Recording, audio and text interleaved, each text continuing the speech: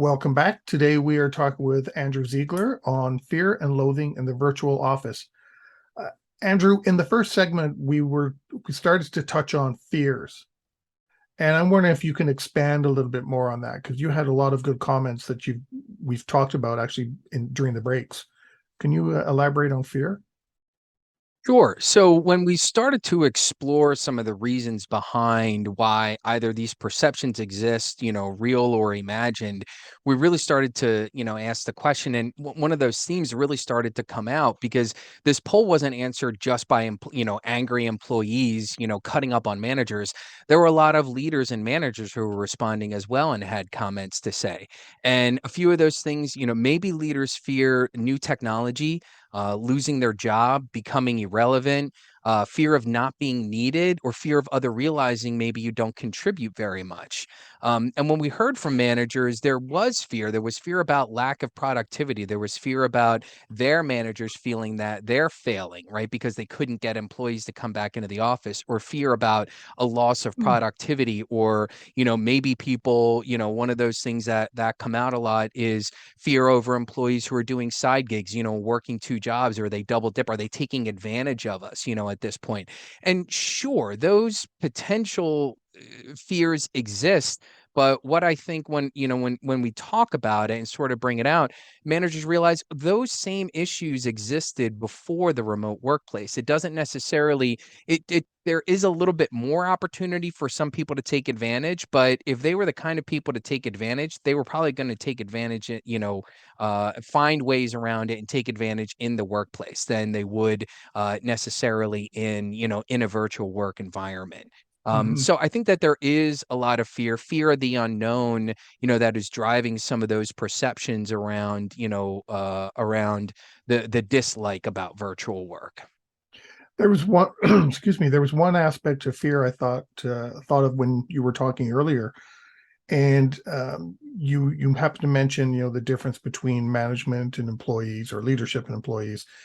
Mhm. And I had mentioned that for years, for a long time, that the only people who ever could work remotely, or at least had the ability to, or given the ability or permission to, were leadership and managers. So that was kind of a perk for them to be Mhm. able to have that, while the general employee populace, and you even had the example, if you got sick or a one of your children were sick, you had to kind of take the day off. But now everybody's got that same perk. Mm. So do managers sometimes have a fear that maybe their title or position is kind of in jeopardy if everyone's got the same perks as they had now? Yeah, I think for some there is that fear, that yeah, that their title, that their position could be impacted. There could be control issues, where it's a lot easier to maybe there is a feeling of control or power knowing that you're the boss and you have all 10 of your employees outspread in front of you, rather than, okay, I have 10 employees, but they're off doing Lord knows what, and I have no idea what they're doing. And I think it's sort of having to give up some of that control, and understand, do you really trust your employees at the end of the day, or do you not? And are you going to have Mhm. to go and learn new ways of doing things and new ways of leading and holding accountability, for those employees? So if there are, I'm sure that there are some leaders, who do feel that way. But at the end of the day, what are they going to do? Well, you always being a leader is about growth, and it's about being adaptive, and it's about, maintaining and always having to adapt in order to maintain that level of leadership. So if you want to be an example to your employees and you're really going to call yourself a leader, then lead. And that means working with your employees, having some empathy about where they're coming from, trying out new methods and researching new ways of working in order to make sure that it's effective for everybody. In fact, one of the comments that we had in here was from a manager, and I want to make sure that we start to focus on the positive and where do we go with this. Because Mhm. here was somebody who said, I was hesitant at the start of this whole COVID pandemic. but the results of the last 2 years completely changed my opinion. I'm very pleased with the team's performance. We made use of all available technology, tailored it to our needs, and heavily interact using Teams.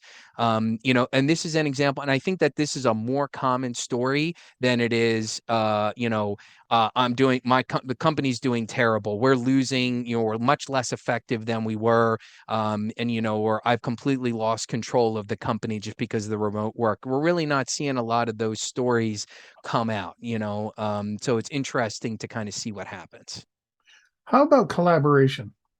You've mentioned that a couple of times, so I just kind of want to have a quick minute or two discussion on collaboration. How is that being impacted, or is it even being impacted? Is it just become a buzzword or an excuse to try and get people in the office? I think it's both. And I think it's a shame because there is real, synergy is real, right? And I personally feel, and other people may feel differently. I feel that there is more synergy when you're in the room with somebody. But much of my work is, and what much of a lot of people's work is, isn't necessarily working as a team. It's sitting at your own computer at your own desk, typing away or talking to people on the phone. So, if you were to take all the personal interactions that you have with everybody, right, and you were able to condense that into a single day of the week instead of spreading it out throughout 5 days and also having to be in the office and be dressed in your business clothes and commute in and out and pack your lunch and all those things, well, why not be able to do that? So I think that there is an argument to be made for better synergy and better collaboration when the entire team is in the office. But just to it's a long stretch, to say there is a middle ground, and it's called hybrid work. You don't always have to have everybody at home all of the time in many cases. You also don't really have to have everybody in the office in many cases, unless you're a surgeon or a nuclear safety technician. Then I'm definitely going to want you there, 100% of the time. So I think it got overused, and unfortunately, because of its overuse, it's sort of become like this catch-all, and people aren't paying Mm, attention to it. But I think that there is an argument to be said. Listen, we do want you to come in the office. If you're having a hybrid work arrangement, come in the office 1 or 2 days a week, and we're going to coordinate it to make sure that a team is in the office on that same day of the week. Or if you're going to have an all-hands meeting or a team activity, plan all that for that same day. Sort of shift the dynamic of the workplace a little bit, make it more effective. And this is the companies that are doing this are the ones that are really finding success in this hybrid workplace. mhm. You mentioned something else too, empathy. And I know you during the break you started to talk about that. Can you elaborate on what you mean by having empathy? Yeah. So at the end of the day, this is really coming down to there are two sides of this argument, right? Of this perception. On one hand, managers need to hold employees accountable, yet there's a lot of fear involved with this new workplace dynamic. On the other hand, employees view resistant leaders as power hungry and controlling. So where do we go from here? I suggest it's time for peace talks. And I think that there are two main things to consider. One, managers and leaders really not just need to start talking about fear, real and perceived. And I think the managers and the leaders need to take control of this situation. That's what they do. They need to open it up, and they need to open up a dialogue, having empathy for their employees. And now, employees, I think you need to do the same thing. You need to have empathy for the leaders and the managers. Try and look at things from their point of view. Don't assume that you know what they're doing. Try and make Mhm. some positive assumptions, or ask them really about how they're feeling, and have some empathy about their concerns and their fears, and what can you do in order to try and address them. So I think start talking about fear, real and perceived. Some managers are afraid. Let's encourage empathy for them. Understand that power dynamics are shifting. Listening to and understanding these fears from our leaders is what we need to do as leaders ourselves. If we're faced with a leader who resists remote work, ask them why, and then ask them why again, the five whys. Keep asking why until you really get to the heart of the matter, and what can we do in order to try and address it. Well, we've only got less than 4 minutes left. Do you have any final thoughts on any final things you'd like to convey with regards to virtual offices? Yeah, so I think it's this isn't all bad news. Many companies and even entire industries, as we mentioned before, like sales, service companies, law enforcement, the travel industry, they've successfully managed remote work environments for many, many years. What can we learn from them, and what can we learn from each other? So keeping an open mind and adopting new technologies and trying new ways of working, right? That it's not just simply I'm not in the office and I'm going to do everything on Zoom, right? It's a lot more nuanced than that. Leaders in the industry should really try out new methods, things that are working, pay attention to literature. It's time to adapt, and it's time to grow. Um, I think, when it comes to leadership, here's a few suggestions: using digital tools and capabilities to better communicate and coordinate. Daily or weekly stand ups and virtual check ins with teams as well as individuals. You have to keep that, time up. If in the past you was just stopping by somebody's office, well, it may not be that easy anymore. You may have to set up some time, or send them an instant message and get them on the phone, or get them on a Zoom call.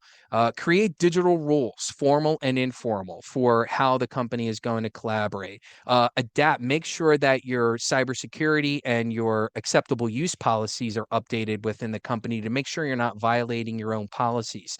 Mhm. Also, don't make assumptions about skill levels with digital tools. One of a couple people that I heard from on the poll came through, and they expressed some concern to say, listen, during the pandemic, I was forced to go and use this Teams technology without knowing anything about it. It was trial by fire.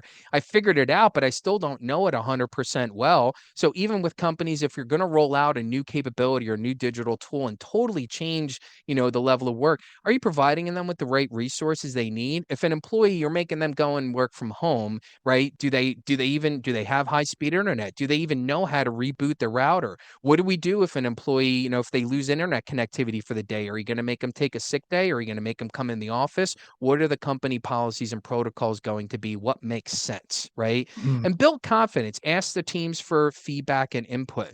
But really, I'd really like to wrap up not with my words, but with words from comments from the poll. These are an anonymous other leaders and employees, just like your listeners, right? And here are a few of the things that they had to say. Anything new takes time. Perhaps productivity data and positive outcomes will prove that remote work can be profitable. Another comment: a leader has more confidence in the team if they are leading it correctly. And I've handled a remote staff for over a decade and had no issues. Bottom line is, and always will be, the numbers don't lie. If you are performing, it will show. If not, that will show as well. And so I think those are the perfect ways in order to sort of end the conversation about the Mhm. conversations that are being had out there, not from the media, not from a study that was done, but these are real people expressing their real feelings and thoughts. So it was just a great experience for me, and I learned so much by working with these people and listening. And I think that's what we need to do more of, and what we as leaders in our industries need to do more of is listen to our employees and have an open conversation with them. That's going to show them that we really do have that level of trust that they're looking for. At all levels. That goes for the CE level and the senior vice presidents as well, not Absolutely. just, lower level management or middle management. It goes for everybody. Yep, You absolutely. know, Very true. Andrew, thank you so much for joining us.